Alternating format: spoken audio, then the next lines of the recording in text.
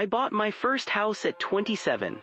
A starter home in a quiet suburban neighborhood, 2 bedrooms, fresh paint, a backyard just big enough for a garden I'd never plant.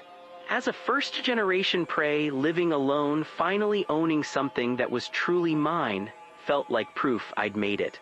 I moved in on a Saturday in late September, and by Sunday night I realized someone was already watching me.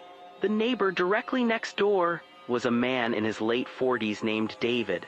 Thin, pale, always wearing the same faded blue jacket. The first time I saw him, he was standing at his window, not doing anything, just standing there staring at my driveway as I unloaded boxes. When I waved, he didn't wave back. He just turned and disappeared into the darkness of his house. Over the next few days, I noticed him more, always at that window, always watching. I'd pull into my driveway after work and there he'd be. I'd take out the trash at night and I'd catch the silhouette of his head in the dim glow of his living room. It felt invasive, but I told myself I was being paranoid. Maybe he was just curious about the new neighbor. Maybe he was lonely. Then the knocking started. 3 soft taps on my back door, always around 10 p.m. The first time I looked through the peephole, no one there. The second time, I opened the door quickly, hoping to catch whoever it was. Empty, just the dark yard and the fence line, but I could feel eyes on me. When I glanced at David's house, his kitchen light was on. And I saw the curtain fall back into place. I tried to convince myself it was nothing. I was new to homeownership, new to living completely alone. Every creak and shadow felt magnified, but then I found the footprints. It had rained overnight, and in the morning I saw them clearly, boot prints in the mud right outside my bedroom window. They came from the direction of David's yard, stopped directly beneath my window, then circled back. I finally worked up the courage to confront him. I knocked on his door one afternoon, rehearsing what I'd say. Keep it light, I thought. Neighborly. He opened the door with a smile that didn't reach his eyes. "Hey, David. I'm sorry to bother you, but I've been noticing some strange things, footprints outside my window, knocking at night. Have you seen anyone around?" His smile widened. "I've been keeping an eye out for you. A young woman living alone, you can't be too careful these days."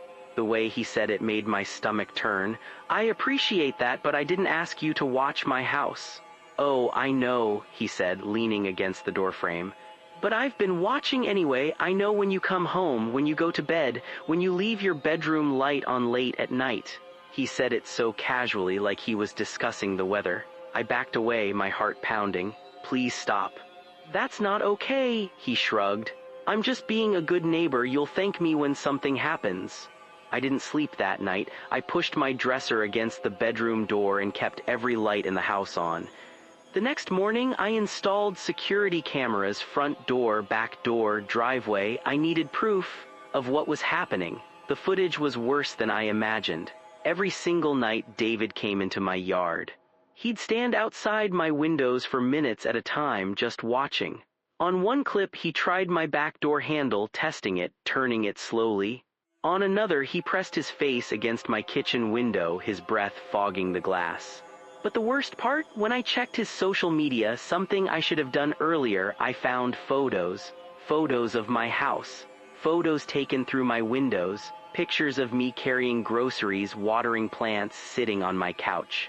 He'd been posting them for weeks with captions like "My new neighbor settling in" and "Keeping watch over the neighborhood." Dozens of strangers had liked and commented, completely unaware they were participating in my harassment. I filed a police report immediately, bringing the security footage and screenshots. The officer who took my statement looked concerned, but explained that unless David made an explicit threat or broke into my home, their options were limited. They'd issue a warning, maybe a restraining order if I pushed for it, but I'd have to keep documenting everything. That night, I heard glass shatter. I grabbed my phone and locked myself in the bathroom, calling 911 as footsteps moved through my house. Heavy, deliberate. The police arrived within minutes, but David was already gone. He'd thrown a brick through my back window. On it, he'd taped a printed photo of me sleeping, a photo he could have only taken by being inside my house. Before I'd installed the cameras, I didn't stay another night. I packed what I could, drove to my sister's place 2 hours away, and I haven't been back since. The house is on the market now. I'm selling it at a loss because I won't ever sleep there again. David was arrested and charged with stalking and breaking and entering, but he posted bail. He's out there right now, living in that house next to mine, waiting. The restraining order is just a piece of paper. I thought buying a home meant safety, stability, a place that was mine. Instead, I learned that your biggest threat can live 15 feet away, separated only by a property line. And his obsession? Check your neighbors, trust your instincts. If something feels wrong, it probably is. And please, if you've experienced anything like this, share your story. We need to talk about this. We need to protect each other.